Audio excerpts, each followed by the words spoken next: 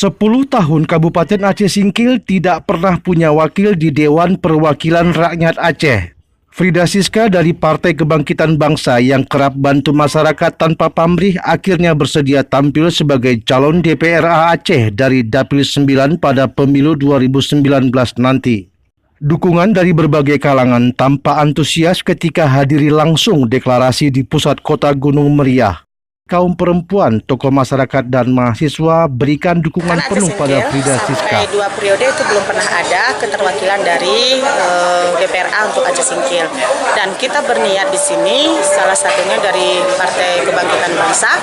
Saya yang sudah 3 periode di DPRK, artinya untuk ke depan, untuk karir politik saya, sudah pasti akan naik 1 tingkat ke Provinsi Aceh.